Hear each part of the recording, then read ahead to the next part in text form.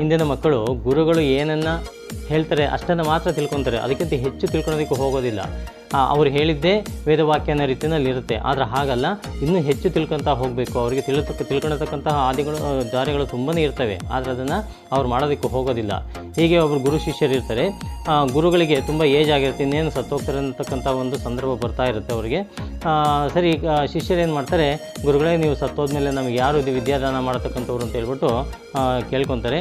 ಆವಾಗ ಗುರುಗಳು ಏನು ಮಾಡ್ತಾರೆ, ಬನ್ನಿ ನನ್ನ ಜೊತೆಯಲ್ಲಿ ಅಂತ ಹೇಳ್ಬಿಟ್ಟು ಕಮಂಡಲವನ್ನು ಹಿಡ್ಕೊಂಡು ಅವರು ಒಂದು ನದಿಯ ಹತ್ರಕ್ಕೆ ಹೋಗ್ತಾರೆ. ನದಿ ಹತ್ರಕ್ಕೆ ಹೋಗ್ಬಿಟ್ಟು ಒಬ್ಬ ಹುಡುಗನಿಗೆ ಹೇಳ್ತಾರೆ ನೀರನ್ನು ತೊಗೊಂಬ ಅಂತ ಹೇಳ್ಬಿಟ್ಟು ಕಮಂಡಲದಲ್ಲಿ ನೀರು ತೊಗೊಂಬರ್ತಾನೆ.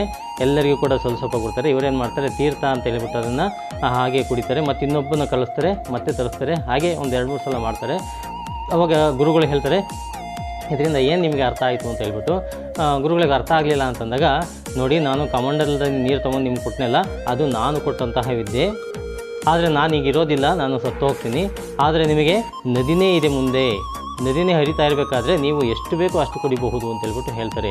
ಆಗ ಆ ಶಿಷ್ಯರಿಗೆ ಅರ್ಥ ಆಗುತ್ತೆ, ಓ ಇಷ್ಟೇ ಅಲ್ಲ, ನಮಗೆ ಕಲಿಯತಕ್ಕಂಥದ್ದು ಬೇಕಾದಷ್ಟಿದೆ ಅಂತ ಹೇಳ್ಬಿಟ್ಟು ಅಂದ್ಕೊತಾರೆ ಅವರು. ಅದೇ ರೀತಿಯಲ್ಲಿ ಇವತ್ತಿನ ಮಕ್ಕಳು ಕೂಡ ಅಷ್ಟೇ. ನಾವು ಗುರುಗಳು ಏನು ಹೇಳ್ತಾರೆ ಅಷ್ಟನ್ನು ಮಾತ್ರ ಅಲ್ಲ, ಇನ್ನೂ ತಿಳ್ಕೊಳತಕ್ಕಂಥದ್ದು ಬೇಕಾದಷ್ಟಿದೆ. ಅದನ್ನು ಅರ್ಥ ಮಾಡ್ಕೊಂಡವರು ತಿಳ್ಕೊಬೇಕು ಅಷ್ಟೇ.